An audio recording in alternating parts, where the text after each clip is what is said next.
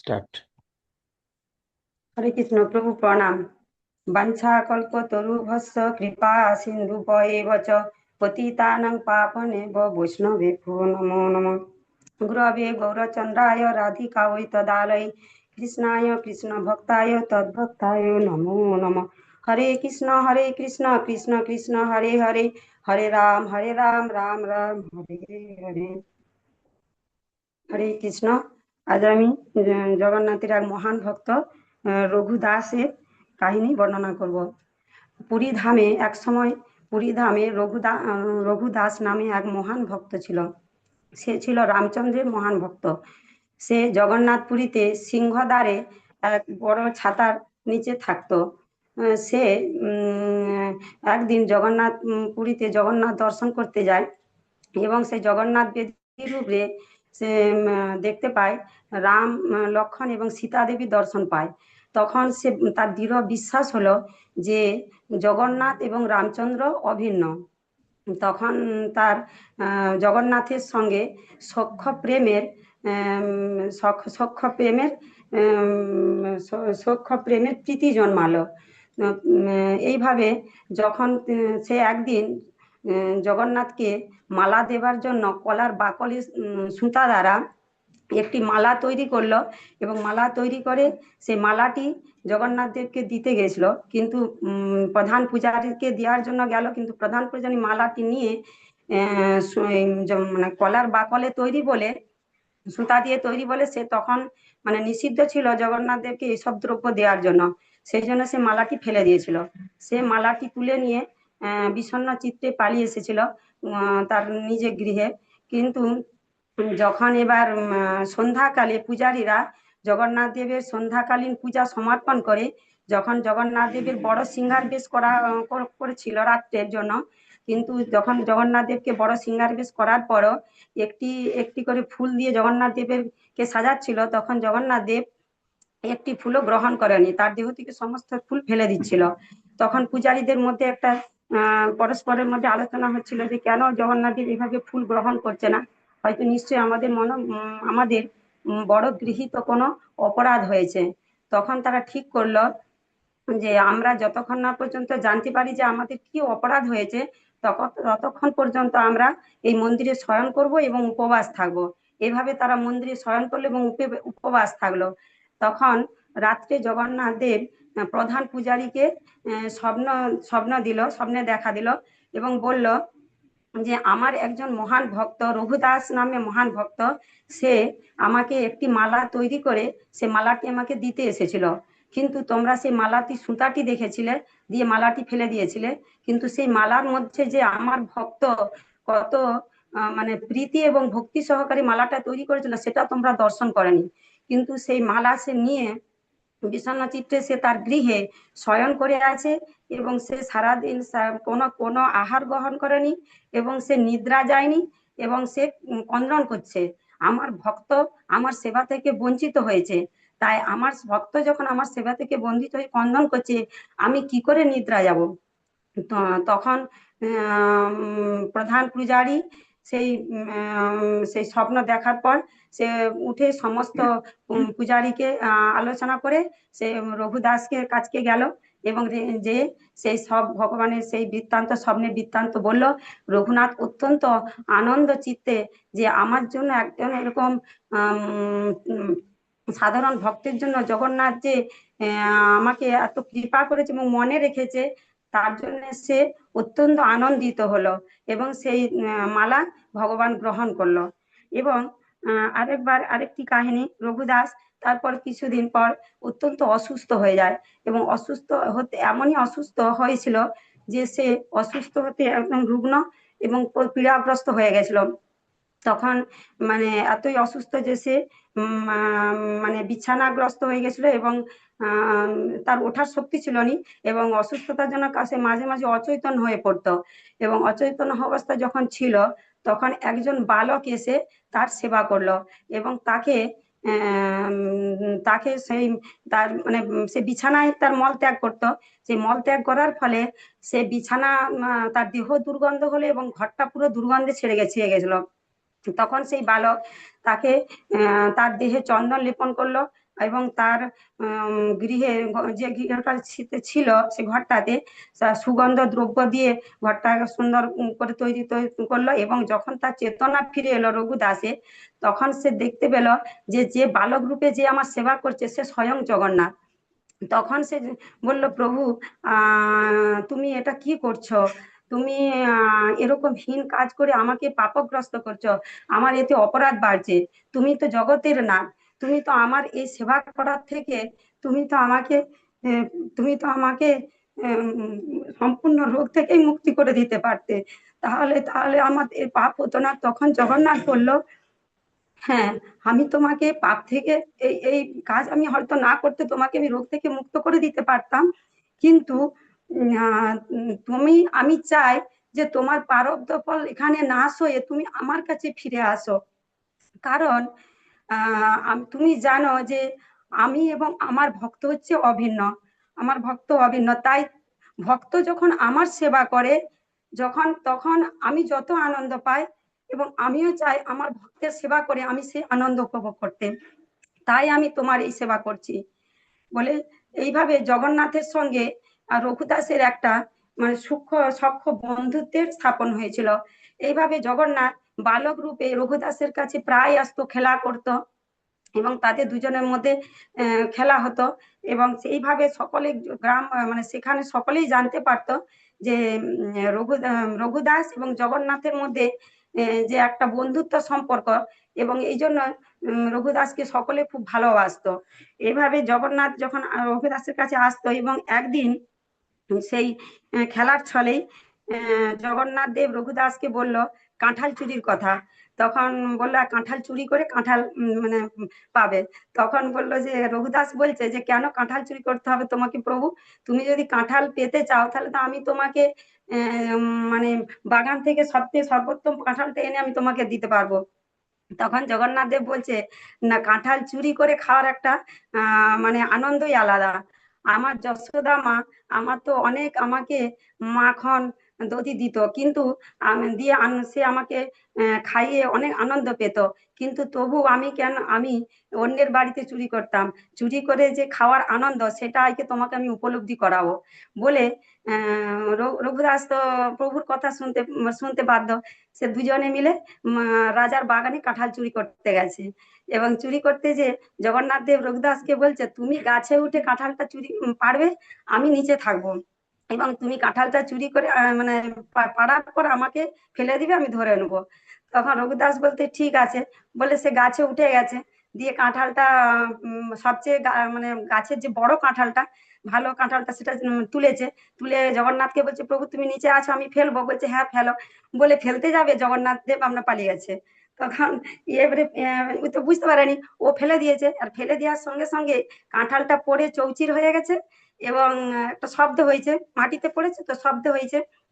তখন কাঁঠাল বাগানের যে মালি সে ছুটে এসছে, ছুটে এসে এবারে আশেপাশে দেখছে, কাকু দেখতে পায়নি। তখন গাছের উপর থেকে দেখছে, গাছের উপরে দেখছে রঘুদাস বসে আছে। তখন সঙ্গে সঙ্গে সে রাজার কাছে ছুটে গেছে, এবং রাজাকে যে বলেছে যে রঘুদাস এরকম কাঁঠাল চুরি করেছে। প্রথমে রাজা বিশ্বাস করেনি, কিন্তু রাজা তারপর রঘুদাসের মানে মালির কথা শুনে এসেছে। এসে গাছ দেখেছে যে হ্যাঁ কাঁঠালটা পড়ে আছে, এবং উপর দিকে তাকিয়ে রঘুদাসকে দেখতে পেয়েছে। তখন রঘুদাসকে রাজা মানে রাজার অনুরোধে রঘুদাস নিচে নেমে এসছে। নেমে আসার পরে এবার তখন রঘুদাসকে রাজা বলছে যে তুমি কেন কাঁঠাল চুরি করতে গেলে? রঘুদাস, তুমি তো আমাদের কত মানে জগন্নাথের একজন প্রিয় ভক্ত, আমরা তো সেটা জানি। তাহলে তুমি তো আমাকে বলতে পারতে, তাহলে আমি আমার বাগানের সবচেয়ে সর্বোত্তম কাঁঠাল তোমার বাড়িতে আমি পৌঁছে দিতাম। তখন সে বলছে না না, আমি কাঁঠাল চুরি করতে চাইনি। এবারে জগন্নাথের সঙ্গে যে সমস্ত কাঁঠাল চুরির বৃত্তান্ত যখন গ্রামবাসী বা রাজার কাছে বলেছে, তারা অত্যন্ত আনন্দিত হয়েছে। এবং এটা শুনে তারা খুব মানে রঘুদাসকে খুব মানে করেছে, মানে সম্মান দিয়েছে। তাছাড়া আর একটা ছিল যে একজন ভক্ত একজন মানে যদি সাক্ষাৎ এখানে এই এখানে লীলাটা থাক দর্শন আজকে করেছিল। মাতাজি। আচ্ছা প্রভু, হরে ঠিক কৃষ্ণ। আছে, হ্যাঁ, ভালো লাগছে। হরে কৃষ্ণ। রঘুদাসের তিনটে লীলা শুনলাম আমরা। হ্যাঁ, ঠিক আছে। আমারটা বলে দাও। হরে হরে কৃষ্ণ। কৃষ্ণ প্রভু, প্রণাম। ধন্যবাদ আমারটা বলে দাও। হ্যাঁ, প্রতিপূর্ণা মাতাজিকে। এরপরে হচ্ছে পদ্মাক্ষী দেবীদাসী। প্রভু এটা থেকে বলবো? এটা ফোনটা থেকে বলবো। হ্যাঁ হ্যাঁ ঠিক আছে, বলো। এটা কি? 10 মিনিটের ভেতরে শেষ করবে, হ্যাঁ? মানে অনেক আরেকজন আছে, না হলে প্রভু আরেকজনকে নিয়ে নিন, আমি লাস্টে বলবো। লাস্টে বলবে? হুম। ঠিক আছে, তাহলে অর্পিতা মাতাজি স্টার্ট করুন।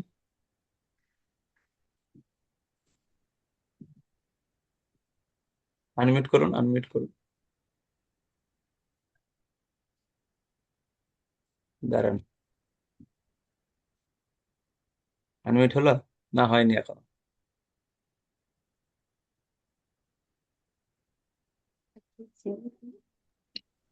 হয়েছে। হরে কৃষ্ণ প্রভু প্রণাম। হ্যাঁ, বলুন। অজ্ঞান তিমিরান্ধস্য জ্ঞানাঞ্জন শলাকয়া চক্ষুরুন্মিলিতং যেন তস্मै শ্রী গুরবে নমঃ।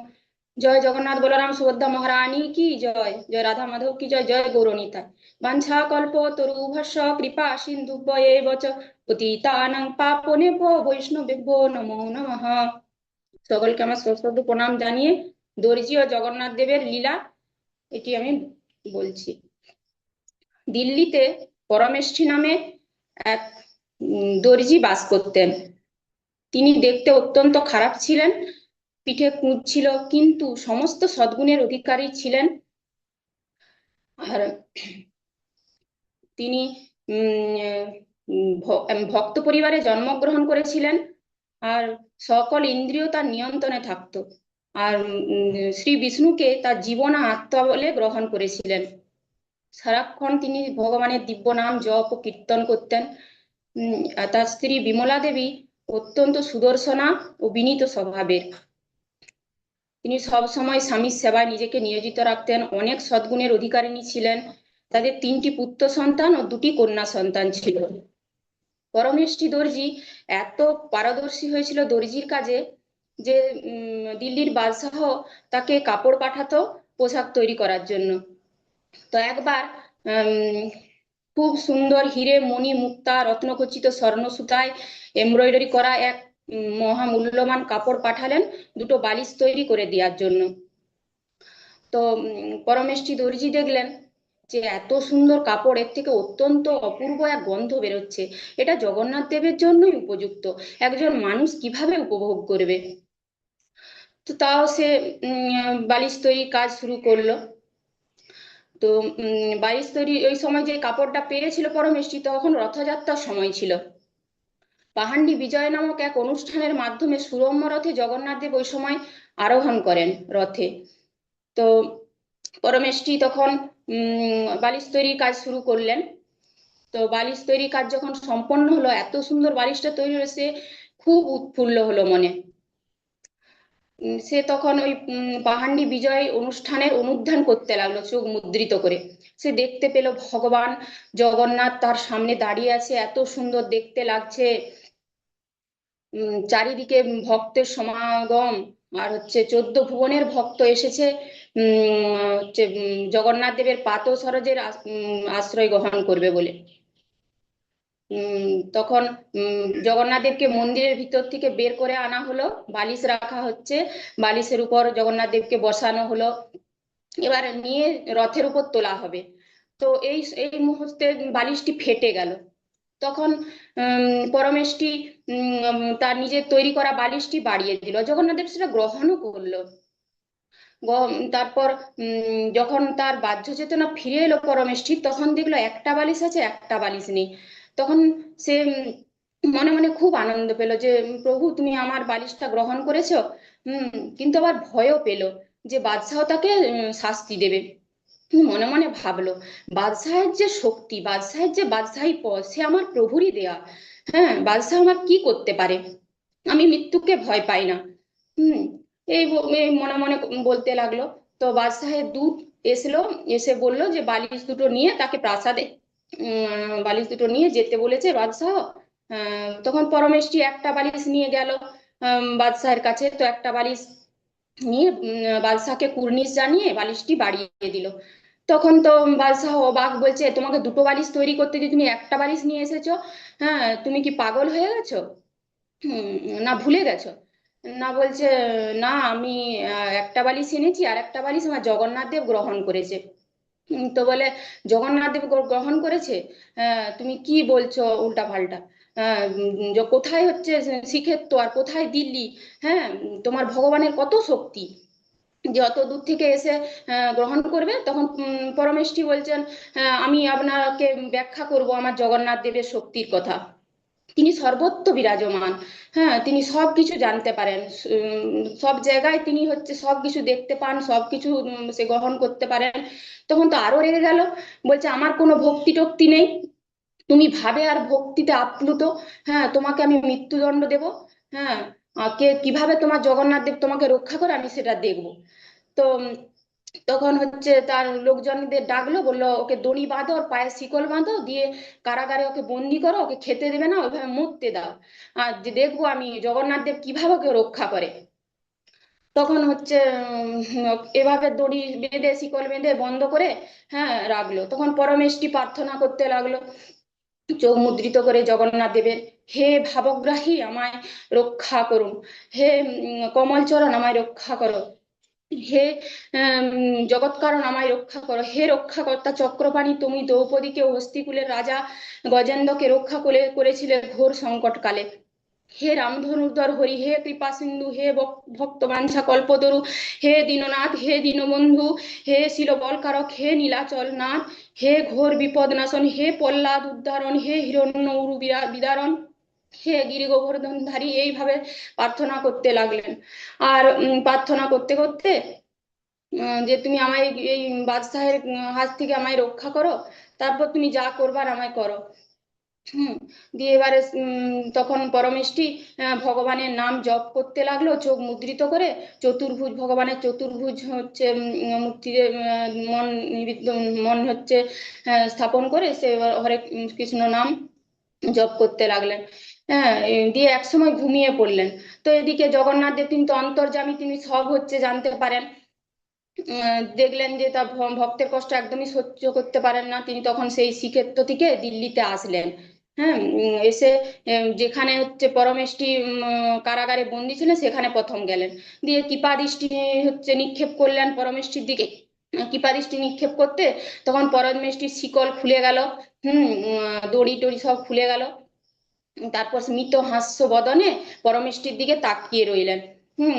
তখন পরমেষ্ঠী দেখলেন, তাকিয়ে চোখ খুলে দেখলেন যে জগন্নাথ দেব তার সামনে দাঁড়িয়ে দর্শন করছেন। হ্যাঁ, তখন জগন্নাথ দেব তার কমল চরণ পরমেষ্ঠীর শিরে স্থাপন করলেন। স্থাপন করার সঙ্গে সঙ্গে তার পিঠে যে কুঁজ ছিল সে পিঠের কুঁজ সরে গেল, সে সুদর্শন দেখতে হয়ে গেল। হ্যাঁ, এক অপূর্ব দেখতে লাগছিল পরমেষ্ঠীকে। তারপর পরমেষ্ঠী প্রণাম করলেন জগন্নাথ দেবকে। তারপর জগন্নাথ দেব চলে গেলেন যেখানে বাদশাহ হচ্ছে ঘুমাচ্ছিলেন। সেখানে যে বাদশাহকে স্বপ্নে দর্শন দিলেন যে মূর্খ, তুই আমার ভক্তকে বন্দি করে রেখেছিস সামান্য একটা বালিশের জন্য। এই সব কিছুর মালিক আমি, আর আমারই জিনিস নিয়ে আমাকে দিয়েছে। তুই তার জন্য আমার ভক্তকে বন্দি করে রেখেছিস, তোকে আমি কেটে টুকরো টুকরো করব, তোর হচ্ছে সপরিবারে তোকে নাশ করব। দিয়ে পিঠে চাবুক মারতে লাগলো, যে চাবুকের আঘাতে চিৎকার করে ক্রন্দন করতে লাগলো, আর ঘুম ভেঙে গেল। ভাবলো এটা দুঃস্বপ্ন, কিন্তু দেখলো পিঠে চাবুকের দাগ তখনও আছে। হ্যাঁ, তখন দেখলো এটা কার কাজ, এটা খোদা তালাই হবে না। তা এটা তো সব দুঃস্বপ্ন নয়, খুব শীঘ্রই পরমেষ্ঠীর কাছে যেতে হবে, তাকে ছেড়ে দিতে হবে, নাহলে খুব বিপদ হবে। তখন খুব দ্রুত বাদশাহ পরমেষ্ঠীর এখানে যে কারাগারে সেখানে গেলেন। দিয়ে দেখলাম যে পরমেষ্ঠীকে খুব সুন্দর লাগছে আর ভগবানের নাম জপ করছে। তারপর বুকে টেনে বাদশাহ পরমেষ্ঠীকে আলিঙ্গন করলেন। আলিঙ্গন করলেন আর হচ্ছে বললেন তুমি খুব ভগবানের কৃপা পরবশ, তোমার অনেক সৌভাগ্য। হ্যাঁ, খুব সুন্দর লাগছে দেখছে পরমেষ্ঠীকে। হ্যাঁ, তারপর তাকে হচ্ছে চন্দন পুষ্প দিয়ে তাকে শোভিত করলো। আর তাকে বহু রত্নে ভূষিত করলো। তারপর লোকজনদের বলল প্রধান হাতিকে নিয়ে আসতে। দিয়ে প্রধান হাতির উপর চাপিয়ে পরমেষ্ঠীকে সারা দিল্লি ঘোরালো আর বললো তুমি আমার আজ থেকে তুমি আমার কুলগুরু হবে। হ্যাঁ, দিয়ে সসম্মানে প্রাসাদে নিয়ে গেল পরমেষ্ঠীকে। পরমেষ্ঠিও তখন নির্বিঘ্নে জগন্নাথ দেবের পূজা আরাধনা করতে লাগলেন। আর দেহাবসানের পর জগন্নাথ দেব ভগবত ধামে ফিরে গেলেন। হুম নীলাচলের নাথ ভক্তের সাথ, জয় জগন্নাথ। হরে কৃষ্ণ কৃষ্ণ কৃষ্ণ হরে হরে, হরে হরে রাম হরে রাম রাম। হরে রাম রাম রাম হরে হরে। ধন্যবাদ অর্পিতা মাতাজি।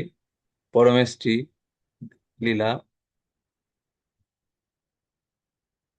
খুব সুন্দর। জগন্নাথ তার ভক্তকে রক্ষা করেন, স্বয়ং রক্ষা করেন, দুটোতেই আমরা দেখলাম। পরমেষ্ঠিকেও চলে এলেন, সাক্ষাৎ দর্শন দিলেন, রক্ষা করলেন, আর রঘুদাসকেও সাক্ষাৎ দর্শন দিলেন এবং রক্ষা, তার অসুস্থতা থেকে তাকে রক্ষা করলেন। তো রতিপূর্ণা, আচ্ছা পদ্মাক্ষী দেবী দাসী বলো। আচ্ছা তার আগে আরেকটা আমরা ঘোষণা করি। সেটা হচ্ছে আমাদের ভক্ত সাথী খুব অসুস্থ আছে, কারণ ওর শ্বশুর বাড়িতে একটু অসুস্থ হয়ে গেছে, পড়ে গেছে সিঁড়ি থেকে পড়ে গিয়ে মাথায়, চোখে, চোখের উপরে চোট লেগেছে, তারপরে ডান হাতে চোট লেগেছে, ডান দিকে পায়ে কোমরে চোট লেগেছে। হসপিটালাইজড করতে করেছিল মনে হয়, হসপিটালাইজড করতে হয়নি সেভাবে, তবে কষ্টের মধ্যে আছে। এখানে আছে মেদিনীপুরে। আপনারা একটু, আমাদের ছোট ভক্ত, তার জন্য একটু প্রার্থনা করুন যাতে সুস্থ হয়ে যায় তাড়াতাড়ি এবং বাড়িতে গিয়ে ভগবানের সেবায় যুক্ত হতে পারে। হরে কৃষ্ণ কৃষ্ণ কৃষ্ণ হরে হরে, হরে রাম রাম রাম হরে হরে। জয় নৃসিংহদেব জগন্নাথ ভগবান কি জয়। পদ্মাক্ষী শুরু করো। হরে কৃষ্ণ প্রভু প্রণাম। মন্ত্রাকল্প তরুর্ভাস্য কৃপা সিন্ধু ভয়েবচ পতিতানাং পাবনেভ্যো বৈষ্ণবেভ্যো নমো নমঃ। সকল গুরু বৈষ্ণবের চরণে সশ্রদ্ধ প্রণাম জানিয়ে আমি আজকে আমার কথা শুরু করছি। জয় জগন্নাথ বলে সুভদ্রা মহারানী কি জয়। ভগবান ভগবত গীতাতে বলেছেন যে জন্ম কর্ম চরমে দিব্যম এবং যে ব্যক্তি তত্ত্বত ত্যাক্তাদেহ পুনর্জন্ম নৈতি মামেতি সোহর্জুন। আমার জন্ম এবং কর্ম উভয়ই দিব্য। যে ব্যক্তি এই কথাটিকে তত্ত্বগত ভাবে অনুভব করে সে হচ্ছে সকল প্রকারের কর্মবন্ধন থেকে মুক্ত হয়ে জন্মমৃত্যু জরাব্যাধির চক্র থেকে মুক্ত হয়ে আমার ধামে ফিরে যায়। ভগবানের যেরকম জন্মকর্ম দিব্য, দিব্য অর্থাৎ ভগবানের জন্মকর্ম ত্রিগুণাত্মিকা মায়ার দ্বারা কলুষিত হয় না, ঠিক তেমনি ভগবানের ভক্ত যারা শুদ্ধ প্রেমী ভক্ত, ভগবান নিত্য শুদ্ধ পার্শ্বদ, তাদের জন্মকর্মগুলো দিব্য, কারণ তা অন্তরঙ্গা শক্তির দ্বারা আশ্রিত, সম্পূর্ণভাবে রাধারানীর তত্ত্বাবধানে হয়ে থাকে। ঠিক সেরকমই ভগবানের একজন পরম ভক্ত ছিল সদন কসাই। সদন কসাই যেহেতু কসাই বংশে জন্মগ্রহণ করেন, তবুও তার জন্মজাত ভগবত সংস্কার ছিল, ভজনের সংস্কার ছিল। এই সদন কসাই একটি কসাই বংশে জন্মগ্রহণ করেন এবং তিনি ছোটবেলা থেকে দেখতেন যে তার বাবা, তার বাবার বাবা সকলে হচ্ছে এরকম করে পশু হত্যা করে এবং পশুদেরকে বিক্রি করে, তার মাংসকে বিক্রি করে তাদের পরিবার চলে। এবং তিনি ছোটবেলা থেকে পশু হত্যার বিপক্ষে ছিলেন। তিনি ক্রন্দন করতেন কিন্তু কিছু বলতে পারতেন না তার বাবার কাছে, কারণ তাদের এটা পারিবারিক ব্যবসা ছিল। একবার সদন কসাইয়ের ঘরে কিছু অতিথি আসে তাদের গৃহে, এবং তার বাবা তাদের একটি ছোট হচ্ছে ছাগল বাচ্চা নিয়ে আসে, এবং সেই ছাগল বাচ্চাটাকে আজকে মেরে সেই তার খাবারই খাওয়া হবে, এরকম ধরে চিন্তা ভাবনা করে তখন হচ্ছে তার বাবা বলে যে ছাগল বাচ্চাটার তো শরীরটাই তেমন মাংস নেই, কিন্তু তার পাগুলোতে ভালো মাংস আছে, তার জন্য সেই পাগুলোকেই প্রথমে কাটা হবে। তার জন্য সেই কথাটা সদন কসাই শ্রবণ করে সেই ছাগল বাচ্চাটার কাছে সে যায়, সেই ছাগল বাচ্চাটাকে জড়িয়ে ধরে সে কাঁদতে শুরু করে। কাঁদতে কাঁদতে সদন গোসাই বলে যে দেখো, আমার তো কোনো কিছু করার নেই, আমার বাবা এরকম ধরনের এই ব্যবসাটাই আছে, কিন্তু আমি তোমাকে রক্ষা করতে চাই, আমি কি করতে পারি? তোমার ছাগল বাচ্চাটা তার সঙ্গে কথা বলতে শুরু করে যে দেখো, এটা কোনো কিছুর ব্যাপার নয়, এটা আমার পূর্ব জীবনের কর্মফল, কারণ আমি পূর্ব জীবনে কসাই ছিলাম এবং তোমার বাবা ছিল ছাগল, আমি তোমার বাবাকে হত্যা করেছিলাম হচ্ছে কসাইখানায় গিয়ে, আর সেই পাপের ফলটা আমি ভোগ করছি। তুমি যদি এখন আমার এই পাপ কর্মফল থেকে তুমি রোধও করে দাও, তবুও হচ্ছে সেটা আমার কর্মফলটা আমার পিছা ছাড়বে না, এই জন্মে নয়তো তারপরের জন্মে, তারপরের জন্মে আমি অবশ্যই সে ফল ভোগ করবো।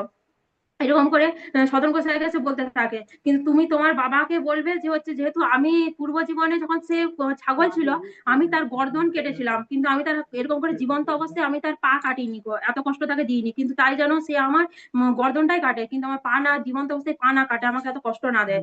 সদন গোসাই সেই কথাটা গিয়ে তার বাবাকে বললো, এবং এরকম করে সেই ছোট ছাগলটি হত্যা হলো। এরকম করে সদন গোসাইয়ের মনে সেটা বসে গেল যে হচ্ছে এই জীবনের কর্মফল যদি এই জীবনে ভোগ নাও হয়, তবু কর্মফল কখনো মানুষকে পিছন ছাড়ে না, সেটা হচ্ছে পরবর্তী পরবর্তী কোনো না কোনো জন্মে সেই কর্মফল তার কাছে ফিরে আসেই। এই কথাটা তার ভিতরে ঢুকে গেল। কিন্তু সে চিন্তা করলো যে আরে আমি তো ছোটবেলা থেকে কসাই বংশে জন্মগ্রহণ করেছি, আমার দ্বারা তো অনেক পাপ হবে, তাহলে আমি আমার কর্মফল থেকে উদ্ধার কি করে পাবো। এই কথা সে চিন্তা করতে থাকে, এবং সে হচ্ছে চিন্তা করে যে এরকম করে যদি আমি কর্ম কর্ম আর কর্মফলের মাধ্যমে আমি জর্জরিত হয়ে যাই, তাহলে তো পরবর্তী জীবন এরকম জন্ম মৃত্যু জরাব্যাধি চক্র আমার চলতেই থাকবে, আমি তো কোনো উদ্ধারই পাবো না। সেই কথাটা তার মনের মধ্যে বারবার ঘুরতো। একবার তাদের হচ্ছে গ্রামে কিছু ভক্তমন্ডলী আসে, সে ভক্তমন্ডলীদের কাছে সে প্রশ্ন করে যে কিভাবে আমি এই হচ্ছে কর্মফল থেকে আমি উদ্ধার পেতে পারি, কিভাবে আমি পাপ কর্মের ফল থেকে আমার পূর্ব জীবনে যতগুলো পাপ আছে সেই তার থেকে উদ্ধার পেতে পারি। তখন সেই সজ্জন ব্যক্তি ভগবত ভক্ত তাকে বলেন যে তুমি হচ্ছে কোনো জীবকে তুমি নিজে জানতে এবং অজান্তে, বিশেষ করে জ্ঞাত সারে তুমি কোনো জীবকে কষ্ট দিও না। কোনো জীবের দ্বারা, তোমার দ্বারা যখন কোনো জীবের হত্যা না হয় বা হত্যা হওয়া তাকে হচ্ছে কায়িক মানসিক বাচিক ভাবে কোনোভাবে না কষ্ট পায় কোনো জীব, সেটা তুমি দেখবে। আর তুমি হচ্ছে ভগবানের নাম সর্ব পাপ বিনাশক, তুমি ভগবানের নাম নিরন্তর জপ করতে থাকো। আর তুমি হচ্ছে সন্ত সেবা করবে, সন্তদেরকে সৎসঙ্গ করবে, এই 3টা উপদেশ তুমি পালন করো। আর সেই কথা সজন কোষের মনে ছোটবেলা থেকে ঢুকে গেল, এবং সে সেই বাণীতে অবিচল শ্রদ্ধা হয়ে সে সবকিছু সে সেরকম করে চলতে থাকে হচ্ছে তার জীবনে। হচ্ছে এরকম করে সন্ত বাণীকে সে নিজের আত্মসাৎ করে সে সেটাকে পালন করতে থাকে।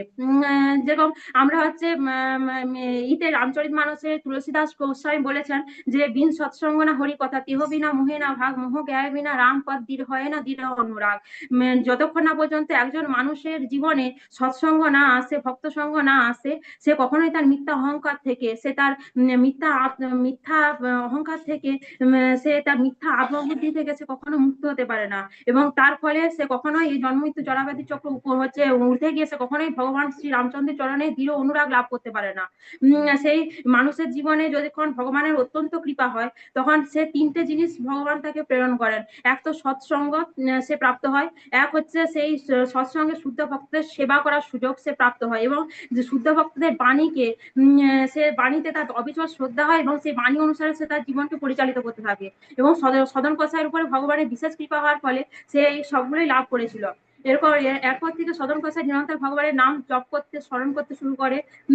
সে যখনই সে শুনতো যে এখানে কোনো ভক্ত এসছে বা এই ভগবানের ভক্ত, সে তাকে নিজের গৃহে আমন্ত্রণ জানাতো, তারপরে তার সেবা করতো, তার কাছে ভগবানের কথা শ্রবণ করতো। এভাবে সদন কোষের জীবন ধীরে ধীরে চলতে থাকে, এবং আন্তরিকভাবে সদন কোষের ভক্তি জীবনে অনেক উন্নত স্তর প্রাপ্ত হয়। কিন্তু যতক্ষণ পর্যন্ত তার পিতা জীবিত ছিল ততক্ষণ পর্যন্ত সে এভাবে জীবন যাপন করছিল। সে কখনো কসাইখানায় গিয়ে কোনো পশু হত্যা করেনি, কাউকে কখনো কষ্ট দেয়নি। সে চিরকাল ভগবানের আশ্রয় থেকে সে ভগবানের হচ্ছে নাম রূপ গুণ লীলার মধ্যেই সে ডুবেছিল। কিন্তু তার পিতা যখন হচ্ছে শরীর দেহান্ত হয়, তার পিতা যখন মারা যায়, তখন হচ্ছে পরিবারের চাপে হচ্ছে পরিবারের ভরণ পোষণ দেখাশোনা করার জন্য তাকে কসাই তাকে হচ্ছে তার পেশায় যুক্ত হতেই হয়। কিন্তু সে চিন্তা করে যে আমি পশু হত্যা তো করবো না, কিন্তু পরিবারের ভরণ পোষণ করাটাও জরুরি। আর তো আমি কোনো কাজ পারিও না, ছোটবেলা থেকে এই কাজই দেখে এসেছি। সে চিন্তা করে যে আমি মাংস কিনে আনবো, মাংস কিনে এনে সেই মাংসকে আমি হচ্ছে মানে আমার কিছু লাভ রেখে সেই মাংসটাকে বিক্রি করে দেবো, আমি পশু হত্যা করবো না। সে তার মন এটাও মানতে চায় না, কিন্তু কিছু করারও নাই, সে হচ্ছে পরিস্থিতির চাপে পড়েছিল। তার জন্য সে মাংস কিনতে থাকে, সে কিনে এনে কিছু হচ্ছে তার লাভ রেখে সে তারপরে বিক্রি করে দেয়। কিন্তু সে নিরন্তর যখন মাংস সে কিনতো তখনও সে গোবিন্দের নাম করতো, মাংস যখন সে লোককে দিত তখনও গোবিন্দের নাম করতো। সে নিরন্তর গোবিন্দের নাম করতে থাকে, এবং ভগবানের কাছে প্রার্থনা করতে থাকে যে প্রভু তুমি আমাকে এই পরিস্থিতি থেকে উদ্ধার করো, আমার তো কিছু করার নেই, আমি এরকম করে পরিস্থিতির চাপে পড়ে আমি এরকম করতে বাধ্য হচ্ছি। তখন ভগবানের অহেতুকী কৃপা আরেকবার সদন কসাইয়ের উপরে হলো। সে রাস্তায় যেতে যেতে সে দেখতে পারে একটা চকচকা পাথর পড়ে আছে, কালো পাথর পড়ে আছে। সে সেটাকে তুললো, সেটা এটাকে তুলে এসে সে সেটাকে নিয়ে সেটা ছিল আসলে শালগ্রাম শিলা, কারো কোনো ব্রাহ্মণ বা কোনো ভক্তের দ্বারা পড়ে গেছিল, সে সেটাকে তুলে নিয়ে এসে সে দেখলো আরে এই পাথরটা খুব চকচকাতো, এই পাথরটাকে নিয়ে তো ভালো ব্যবসা করা যাবে, আর পাথরটা হচ্ছে 1 কেজির মতো ওজন হয়ে যাবে। তাই পাথরটাকে দিয়ে সেই পাথরটাকে নিয়ে আসলো, এবং সে দাঁড়ি পাল্লাতে একটা পাল্লায় মাংস বিক্রি করতো আর একটা পাল্লায় পাথরটা রাখতো। এবং পাথরটা এমন দিব্য চমৎকার সে দেখলো যে পাথরটায় যখন 250 মাংস ওজন করতে হবে, পাথরটা ওজন 250 হয়ে যায়। আবার পাথরটা যখন 1 কেজি মাংস ওজন করতে হবে আর 1 কেজি হয়ে যায়। এরকম করে পাথরটা দিব্য চমৎকার সে দেখতে থাকলো, যে আর তাকে পরিশ্রম করতে হচ্ছে যখন যত ওজন করতে হবে সেই পরিমাণ পাথরের ওজনটা হয়ে যাচ্ছে। এবারে এরকম করে তার কয়েকদিন কাটতে থাকে, এবং সে নিরন্তর ভগবানের নাম স্মরণ করতে থাকে, সে গীত গোবিন্দ গান করতে থাকে। এরকম করে সে সর্বদা ভগবানের প্রেমে ডুবে থেকে সে তার কর্তব্য কর্ম নির্বাহ করতে থাকে। একবার এক ব্রাহ্মণ ওই পথের দিকে যাচ্ছিল, এবং ব্রাহ্মণের দৃষ্টি ওই পাথরটার দিকে পড়ে। সে দেখতে পারে যে এটা তো দুর্লভ শালগ্রাম শিলা, এটাতে চক্র আরে বিভিন্ন রকম ভগবানের চিহ্ন সমন্বিত, এটা চট করে পাওয়া যায় না এই শালগ্রাম শিলাটা। সে সদন কোষের কাছে আসছে, বলছে আরে মূর্খ, তোমার মধ্যে কোনো জ্ঞান নেই, তুমি নিজ কুলে জন্মগ্রহণ করেছো, তুমি কি জানবে ভগবানের মহিমা? এটা শালগ্রাম শিলা, এই শালগ্রাম শিলাকে হচ্ছে কত মানে শ্রদ্ধা সহকারে অর্চন করা হয়, এটা অভিন্ন ভগবানের স্বরূপ, স্বয়ং নারায়ণ। তুমি এই 1 কেজি এরকম করে মাংস বিক্রি করছো, তুমি ঘোর নরগ্রামী হবে। তখন সদন গোসাই বলছে, সে প্রণাম করে সে ব্রাহ্মণকে বললো যে ব্রাহ্মণ ঠাকুর, আমি তো কিছু জানি না যে শালগ্রাম শিলা কি হয়, বা আমি যে হঠাৎ করে যে রাস্তায় যেতে যেতে এই পাথরটা পেয়েছিলাম, আর এই পাথরের এরকম দিব্য চমৎকারিতা দেখে আমি বললাম আরে খুব ভালো পাথর পেয়ে গেছে, সেটাকে নিয়ে আমি আমার ব্যবসা চালাতে শুরু করলাম। কিন্তু আপনি যখন বলছেন যে এটা হলো স্বয়ং ভগবান, আর আমি জানি আমার মধ্যে আমি এত অযোগ্য, আমি এত নিজ বংশে জন্মগ্রহণ করেছি, আমার তো ভগবানের সেবা করার কোনো অধিকারই নেই, আমি তো এরকম করে কসাই, আমি ভগবানের সেবা কি করব, ভগবান আমার সাথে সেবা গ্রহণই বা করবে কেন, আমি এতদিন ধরে পাপ করেছি, আপনি কৃপা করে এই শালগ্রাম শিলাটি আপনার সাথে নিয়ে যান, এবং আপনি তার সেবা পূজা করতে থাকুন। ব্রাহ্মণকে সে তার শালগ্রাম শিলাটি ব্রাহ্মণের হাতে তুলে দিল। ব্রাহ্মণ সেই শালগ্রাম শিলাটিকে নিয়ে নিজের ঘরে আসলো। ব্রাহ্মণ সেই শালগ্রাম ভগবানের কাছে ক্ষমা প্রার্থনা করলো যে প্রভু আমাকে ক্ষমা করে দিন, আমি হচ্ছে এই দেখুন এই ভক্ত আপনার এই যে ব্যক্তি, এই তো হচ্ছে দেখায় যে এত হচ্ছে ভক্ত সেবা করে, এত হচ্ছে সাধু সঙ্গ করে, কিন্তু এই শালগ্রাম শিলা মানেই জানে নাকি, আপনি স্বয়ং ভগবান, আপনার দ্বারা আপনাকে কিভাবে আপনার সঙ্গে ব্যবহার করেছে। তখন হচ্ছে সে শালগ্রামের কাছে ব্রাহ্মণটি ক্ষমা চায়, এবং ব্রাহ্মণটা ভালো করে রত্ন সিংহাসন শালগ্রামকে স্থাপন করে, এবং শালগ্রামকে পঞ্চামৃত পঞ্চগব্য দিয়ে অভিষেক করে, শালগ্রামে ভালো করে শৃঙ্গার করে, তুলসীর মালা, লক্ষ তুলসী ভগবানকে অর্পণ করে, পুষ্পমালা অর্পণ করে, পুরুষোক্ত মন্ত্রে বৈদিক মন্ত্র স্তুতি করতে থাকে, বেদপাঠ করতে থাকে, এবং ভগবানকে ভালো করে সেবা পূজা করতে থাকে, ভোগ নিবেদন আরতি আদি করতে থাকে। এরকম একদিন গেল, একদিন যাওয়ার পরে তাকে ভগবান স্বপ্নাদেশ দিয়েছে, স্বপ্নে এসে বলছে তুমি আমাকে সদন কসাইয়ের কাছে নিয়ে যাও, আমি তোমার এই সেবাতে প্রসন্ন হচ্ছি না। তখন সে ব্রাহ্মণ বলছে আরে প্রভু, হচ্ছে আপনি এরকম শাস্ত্র নিষিদ্ধ যে কসাই তার কাছে আপনি যেতে চাইছেন, আমি আপনাকে এত সেবা পূজা করছি, আপনি তাতে প্রসন্ন হচ্ছেন না। বলছে আরে তুমি তার কর্ম ব্যবহারটাকে ওর মতো দেখলে, কিন্তু তার আন্তরিক ভাবে সে কতটা বেশি আমার প্রতি ভক্তি পড়া তুমি কি সেটা জানো? সে যখন আমাকে আমাকে আর্তনাদ করে আমার নাম ধরে ডাকতে থাকে, আমি তখন ভোজন করলেও আমি ভোজন করা বন্ধ করে দিই, আমি আমার কর্ণে তার সেই হচ্ছে দিব্য প্রেমময় নাম শ্রবণ করতে থাকি, তার নামের মধ্যে এত আর্তনাদ থাকে, আমি সেই নাম শ্রবণ করে আমি বিভোর হয়ে যাই, সে আমার এত বড় ভক্ত। আর তুমি কেবলমাত্র তার যে আমার প্রতি যে আপনাপনটা আছে, তার যে আমার প্রতি প্রীতি আছে, তুমি সেই প্রীতিটা দর্শন করলে না, তুমি কেবলমাত্র সেই ব্যক্তিটাকে বাহ্যিক ভাবে জাতি কুলের ভিত্তিতে তুমি তাকে বিচার করলে। তুমি আমি তোমার কাছে থাকতে চাই না, আমার এরকম বেস্তুতিতে আমি এত বেশি প্রীতি লাভ করি না, কিন্তু আমার ভক্তের প্রীতির দ্বারা প্রেমের দ্বারা যখন আমাকে ডাকে, আমার সেবা করে, তখন যে আনন্দ আমি উপভোগ করি, আমি এত বেস্তুতিতে সেই আনন্দ উপভোগ করতে পারি না। তুমি কেবলমাত্র বাহ্যিক সিদ্ধান্তের উপর ভিত্তি করে আমার সেবা করছো, কিন্তু সদন কোসাই তার নিজের আন্তরিক প্রীতি সহকারে আমার সেবা করেছে, তাই সদন কোসাই সেবাই আমার কাছে বেশি মূল্যবান। তুমি আমাকে সদন কোসাইয়ের কাছে নিয়ে চলে আসো, নিয়ে যাও, নাহলে তুমি আমার সেবা অপরাধে ভাগী হবে। তোমার ব্রাহ্মণ তো এরকম স্বপ্নাদেশ পেয়েছে, ব্রাহ্মণ তো ঘাবড়ে গেল, এবং ব্রাহ্মণ তার ভুলটা বুঝতে পারলো যে শ্রীকৃষ্ণ ভজনে নাই জাতি কুলাদি বিচার, যেই বলে সেই বড় অভক্ত হিংসা। তাই জাতি কুলাদির দ্বারা একজন ভক্তকে বিচার করে তাকে নিজহীন জ্ঞান করা, এবং নিজেকে অভিমানের সহকারে আমাকে ব্রাহ্মণ বলে গর্ব করা, এটা করাটা তো ঠিক হয়নি। ভগবান তাতে অপ্রসন্ন হয়েছে। সে এবারে পরের দিন সকালবেলা গিয়ে কি করলো, সে প্রথমে শালগ্রাম শিলাটাকে নিয়ে যে হচ্ছে সদন কোসাইকে দিল, আর সদন কোসাইকে সম্পূর্ণ বিস্তারিত ভাবে তার ঘটনাগুলো বললো, যে কি নিয়ে যাওয়া থেকে আজ আসা পর্যন্ত কি কি ঘটনাগুলো ঘটেছে, ব্রাহ্মণ সবকিছু বিস্তার করলো। তখন সদন কোসাই তো তার প্রতি ভগবানের যে এত প্রেম এত স্নেহ, এই কথা চিন্তা করে সদন কোসাই বিহ্বল হয়ে গেল, এবং সে কাঁদতে শুরু করলো। সে কাঁদতে কাঁদতে ভগবানের কাছে প্রার্থনা করলো যে প্রভু, আমি এতদিন পর্যন্ত যা করেছি করেছি, কিন্তু আজ থেকে আমি আমার ধর্ম বিরুদ্ধে একটা কাজও করব না। আমার যদি খেতে পাই বা না পাই, আমার সংসার চলুক বা না চলুক, আমি হচ্ছে এই মাংস বিক্রি করবো না। আর আমি হচ্ছে আমি আর গৃহে থাকবো না, আমি সম্পূর্ণভাবে বৈরাগ্যের জীবন হচ্ছে অবলম্বন করে আমি তোমার হচ্ছে সেবা পূজাতে নিজের জীবনকে, বাকি জীবনটাকে সমর্পিত করবো। এরকম ভাবে দৃঢ় নিশ্চয় সদন কষাই করে নিল। সদন কষাই এরকম দৃঢ় নিশ্চয় করে নেওয়ার পরে সে চিন্তা করলো, আরে আমি এবারে ভগবানের ধাম হচ্ছে ভগবানের তীর্থগুলোতে আমি পরিভ্রমণ করব এবং তার দ্বারা আমি আমার পাপ স্খলন করব এবং সেখানেই হচ্ছে ভগবত ভক্তদের উচ্ছিষ্ট প্রসাদ সেবা করে ভগবানের দিব্য নাম কথা, ভগবানের দিব্য দর্শন, এগুলো দ্বারা আমি আমার বাকি জীবনটা অতিবাহিত করব। এরকম করে সদন কষাই চিন্তা করলে যে প্রথম আমি সমগ্র জগতের নাথ জগন্নাথের শ্রীক্ষেত্র পুরীধামে গিয়ে জগন্নাথের সর্বপ্রথম দর্শন করবো, কারণ জগন্নাথ পতিত পাবন আমাদের কৃপা করার জন্য, আমাদেরকে উদ্ধার করার জন্য ধরাধামে অবতীর্ণ হয়েছে তার এই বিশেষ রূপে। তার জন্য সদন কষাই হচ্ছে তারপরে জগন্নাথ পুরীতে যাওয়ার কথা স্থির করলো এবং তখন কিছু ভক্ত মন্ডলী রথযাত্রা উপলক্ষে হচ্ছে যাচ্ছিল হচ্ছে জগন্নাথ পুরীতে। সে চিন্তা করলে যে এই সমস্ত ভক্তদের সাথে আমি হচ্ছে জগন্নাথ পুরীতে যাত্রা করবো।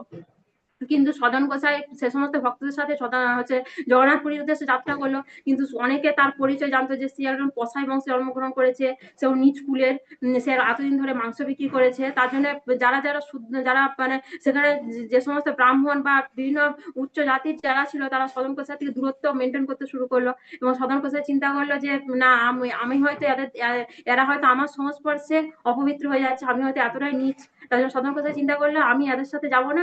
সদন কোষাই নিজে সরে আসলো। সে বললো যে আমি একাকি জগন্নাথ পুরীতে গমন করবো, জগন্নাথ তো সকলের নাথ, তাই আমিও জগন্নাথের কাছে গেলে আমিও জগন্নাথের কৃপা আশীর্বাদ প্রাপ্ত হবো। তাই সদন কোষাই সে কথা চিন্তা করতে করতে সদন কোষাই একাই হচ্ছে যে পুরীর উদ্দেশ্যে যাত্রা শুরু করলো। তারা যে পথে আছে সদন কোষাই তার অন্য আরেকটা পথে পুরীর উদ্দেশ্যে যাত্রা করতে শুরু করলো। এবারে কিছু দূর যাওয়ার পরে সন্ধ্যা নেমে আসলো। সন্ধ্যা নেমে আসে, সদন কোষাই বলছে এখন রাত্রিকালে কিরকম করে হচ্ছে যাত্রা করবো, কারোর ঘরে আশ্রয় নিলে ভালো হয়। এবার সদন কোষাই একজনের গৃহে আশ্রয় নিয়ে চিন্তা করছে, তখন হচ্ছে একজনের গৃহে সে হচ্ছে গিয়ে দাঁড়িয়ে এসে উপস্থিত হয়েছে। সে তখন বলছে জয় জগন্নাথ জয় জগন্নাথ করে সে ডাকছে। তখন একজন গৃহিণী সে সদন কোষাইকে দর্শন করে একজন গৃহিণী সেখান থেকে বাইরে বেরিয়ে চলে আসলো গৃহ থেকে, এবং গৃহ থেকে বাইরে বেরিয়ে এসে হচ্ছে সে এবার সদন কোষাই সদন কোষাই যদিও কসাই বংশে জন্মগ্রহণ করেছিল, তবু সদন কোষাই অত্যন্ত সুদর্শন দেখতে ছিল এবং সে যখন বাল্যকাল থেকে ভগবত ভক্তি অনুশীলন করেছে, ভগবানের নাম রূপ গুণ লীলা নিয়ে সে থেকেছে, তার জন্য তার মধ্যে একটা শুদ্ধ ভক্তের একটা দিব্য আভা তার মুখমণ্ডল প্রকাশিত হচ্ছে। তার জন্য ব্রাহ্মণ সেই যে স্ত্রী সে ঘর থেকে বেরিয়েছিল, সদন কোষাইকে দেখেই তার প্রতি আসক্ত হয়ে গেছে। সে তখন সদন কোষাইকে বলছে যে আপনি তো হচ্ছে এমনিতেও হচ্ছে সন্ধ্যা নেমে গেছে, আপনি তাহলে কাজ করুন, এখানে আমাদের গৃহেই হচ্ছে প্রসাদ পেয়ে আমাদের গৃহেই আপনি হচ্ছে বিশ্রাম নেন, কালকে আবার সকালবেলা আপনি আপনার জগন্নাথপুরীর উদ্দেশ্যে যাত্রা শুরু করবেন। তখন সদন কোষাই বলছে হ্যাঁ, আমিও তো চাইছিলাম যে কোথাও একটা হচ্ছে ব্যবস্থা হয়ে যাক, যখন আপনি বলছেন তখন হচ্ছে আমি আপনাদের গৃহে আজকে রাত্রি যাপন করবো। তো সদন কোষাই সেখানে উঠোনে দালানে শুয়ে আছে এবং ব্রাহ্মণী তার মানে সেই গৃহিণী তার জন্য কিছু প্রসাদ নিয়ে এসছে। সদন কোষাই সে প্রসাদ পেয়েছে।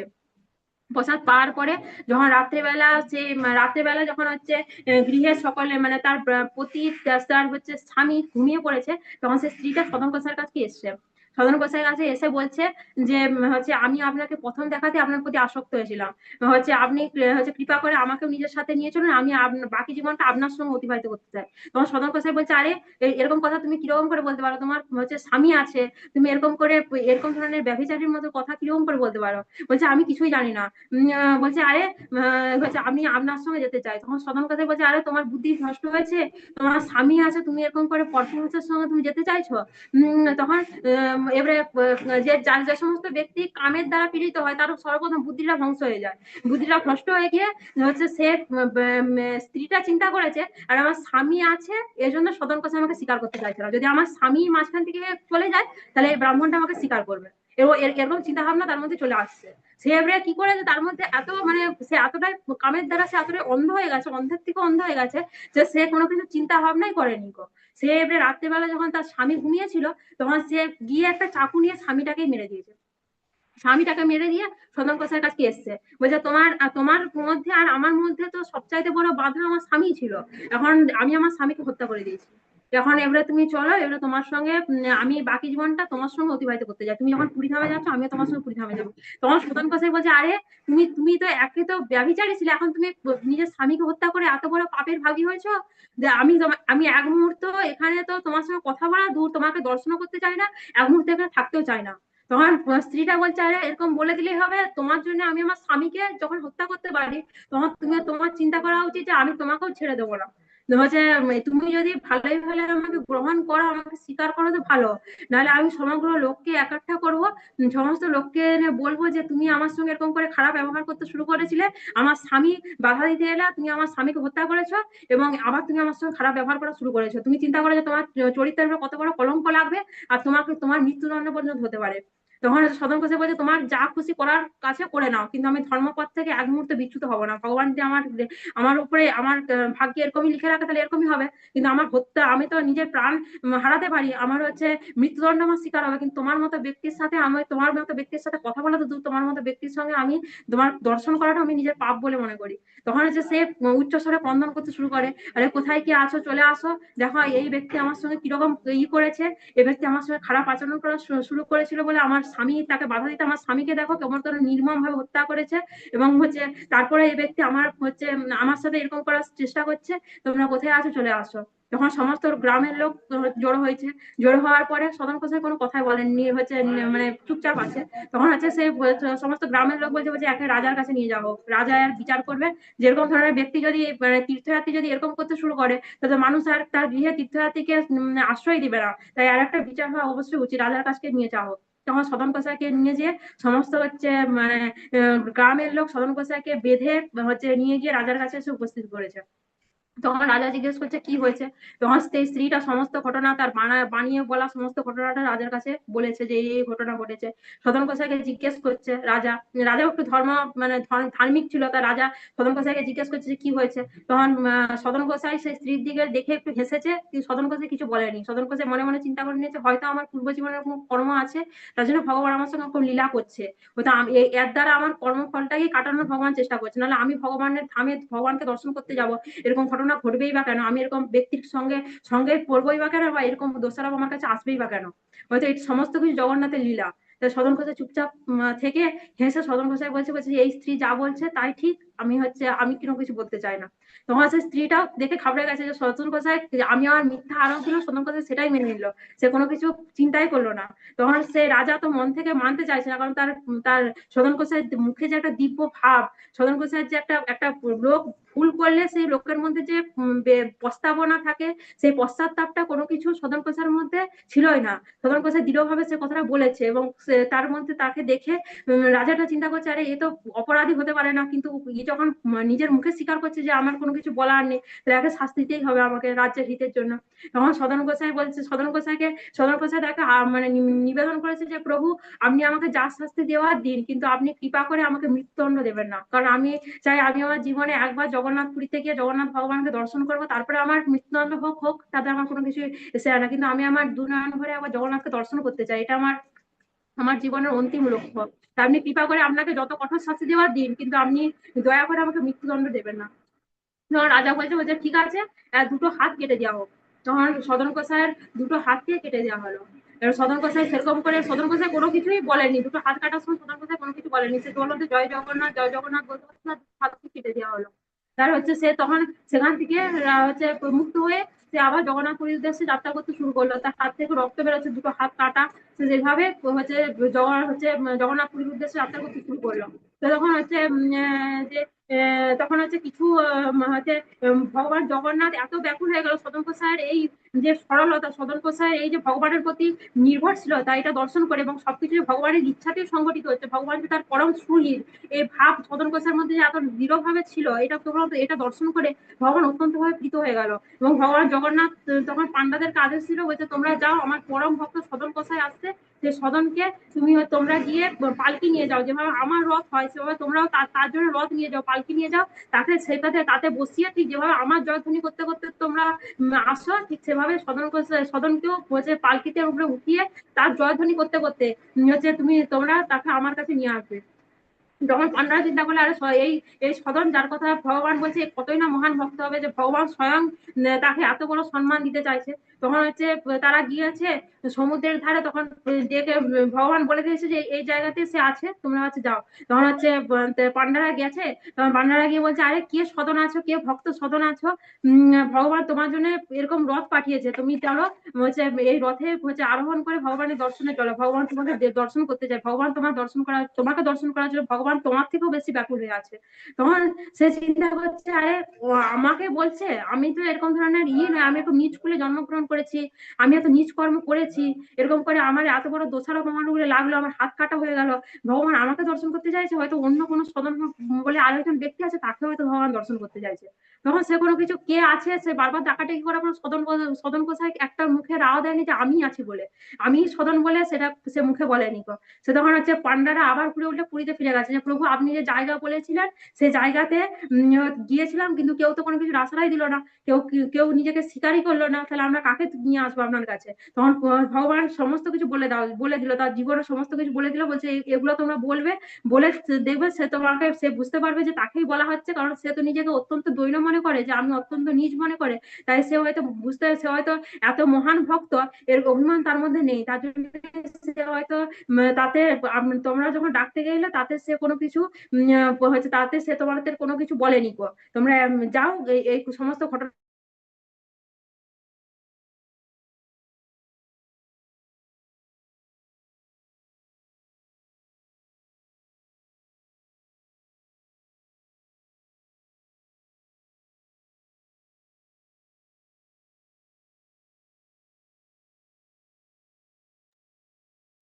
হরে কৃষ্ণ, হরে কৃষ্ণ, কৃষ্ণ কৃষ্ণ হরে হরে, হরে রাম, হরে রাম, রাম রাম। ডিসকানেক্ট হয়ে গেল।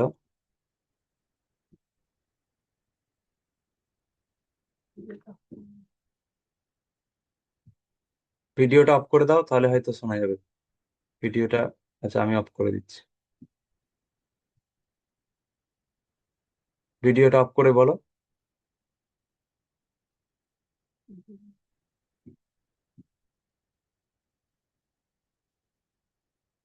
খুব সুন্দর লীলাটা শেষ হলো না, শেষটা রয়ে গেল। ঠিক আছে। হরে কৃষ্ণ, হরে কৃষ্ণ, কৃষ্ণ কৃষ্ণ হরে হরে, হরে রাম, হরে রাম, রাম রাম।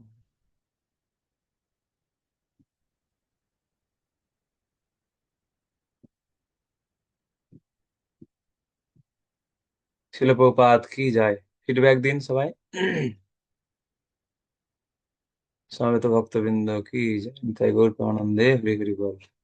আজকে লীলা অনেক বড় বড়, কিন্তু সদন কোসাই লীলাটা একটাই লীলা, খুব বড় লীলা, এবং লীলাটা থেকে একটু সরে সরে সরে যাওয়া যাচ্ছে না, মানে এত সুন্দর লীলা। হ্যাঁ, তো কে কে ফিডব্যাক দেবেন?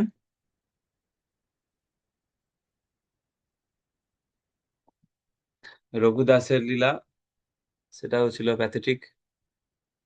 রঘুদাসকে কিভাবে ভগবান কৃপা করলেন, রঘুদাসের জন্য ভগবান কত আকুল। তারপরে এই সদন কোসাইয়ের জন্য ভগবান কত চিন্তিত, তাকে কৃপা করার জন্য। শ্যামলিনী ফিডব্যাক, আনমিউট করো। আনমিউট হয়নি, আনমিউট করো।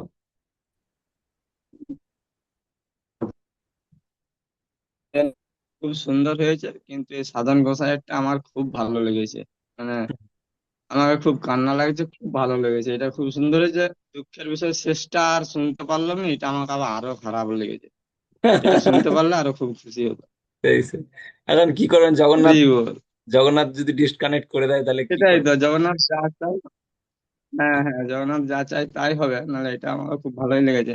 কিন্তু লাস্টটা আর আটকে দিল এমন, যা খুব মনটা আরো খারাপ হয়ে গেল। প্রণাম আচ্ছা, বাবু। পদ্মাক্ষী লাস্টটা বলে দাও, চলে এসছে। লাস্টটা খুব সংক্ষেপে বলে দাও। প্রভু হঠাৎ করে ফোনের হচ্ছে বন্ধ হয়ে গেছে, নেট বন্ধ হয়ে গেছে, ঠিক কেন আছে, বন্ধ হয়ে গেছে ভগবান তাড়াতাড়ি জানে। শেষ করো, তাড়াতাড়ি বলে শেষ করো বাকিটা। প্রভু হচ্ছে তারপরে সদন গোসাইকে ভগবানের কাছে নিয়ে যাওয়া হলো। এবার সদন গোসাই ভগবানকে দর্শন করে খুব আপ্লুত হয়ে সদন গোসাই হচ্ছে দিব্য অষ্টসাত্ত্বিক ভাব সদন গোসাইয়ের মধ্যে দেখা দিল, যে হচ্ছে অশ্রু কম্প পুলক রোমাঞ্চ শ্বেত বৈবর্ণ স্তম্ভ মূর্ছা আদি দিব্য ভাব সদন গোসাইয়ের মধ্যে দেখা দিল।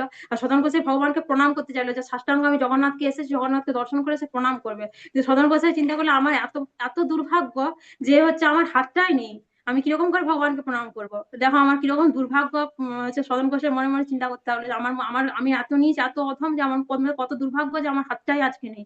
তখন সদন গোসাই হাতটাকে প্রণাম করার জন্য সে চিন্তা করছে হাতটাকে করবে। তখন ভগবান যেরকম হচ্ছে ভগবানের ইচ্ছাতে তার হাতটা পুনরায় আবার ঘুরে উল্টে নবীন হাত তার চলে আসলো। আর সবাই সমস্ত পান্ডারা সমস্ত পূজারীরা সেটা দর্শন করলো যে তার হাত ছিল না, হাত কাটা অবস্থায় ছিল, হাতটা হাতটা চলে এসে সদন গোসাই ভগবানকে সাষ্টাঙ্গ দণ্ডবত প্রণাম করছে। সদন গোসাই সে হাত আবার ভগবান ফিরে দিল, এবং বাকি সে সদন গোসাই ভগবান অত্যন্ত কৃপা পরবশ হয়ে ভগবানের সে কৃপা লাভ করলো। এই বলে হচ্ছে আমি আমার কথাটা শেষ করছি। হরি বল জয়। আচ্ছা। দারুণ দারুণ। শিবপ্রসাদ পান প্রভু। হরে কৃষ্ণ প্রভু, দণ্ডবত প্রণাম। খুব সুন্দর, সবাই খুব সুন্দর ভাবে লীলা পরিবেশন করেছেন, জগন্নাথের লীলা।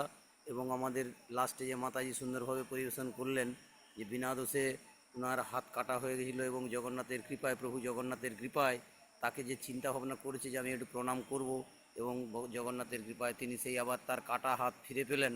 হ্যাঁ, এই যে লীলা, মানে আমাদের হৃদয়ে, এখানে আমি জগন্নাথ মন্দিরে এখানে বসে বসে শ্রবণ করছি, মানে এত মানে ভালো লাগছে যে সবাই খুব সুন্দর পরিবেশন করেছেন। কোথায় জগন্নাথ মন্দিরে আছেন?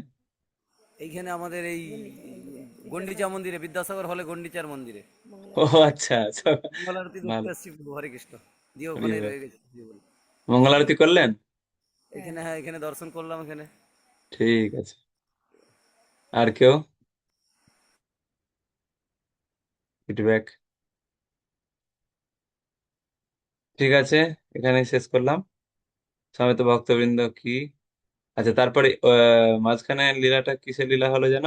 দর্জি পরমেষ্ঠি। হুম, এই আজকের লীলাগুলো সবগুলোই খুবই মর্মান্তিক।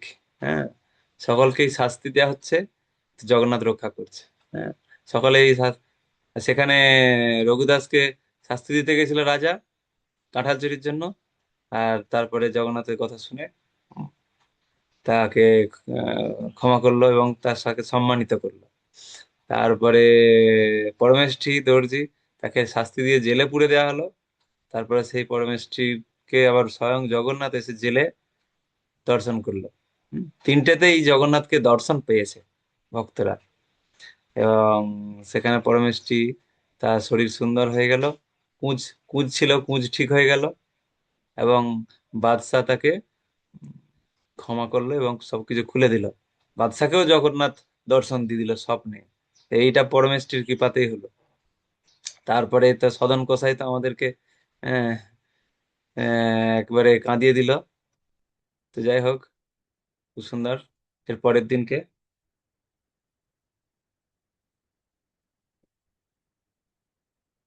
আগামী, আচ্ছা সদন কোসাই লীলা আর একজন বলবেন বলেছিলেন, তো ওটা তাহলে চেঞ্জ করতে হবে নাকি?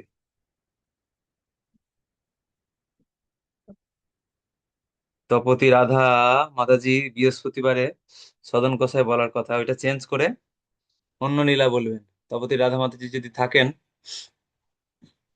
লীলাটা চেঞ্জ করে দিবেন।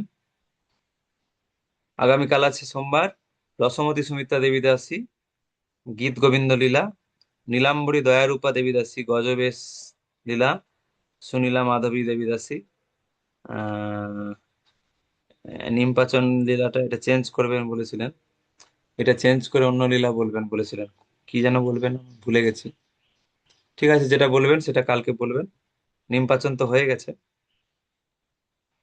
সমাবেত ভক্তবৃন্দ কি, যায়নি তাই গৌর প্রেমানন্দে হরি হরি বল।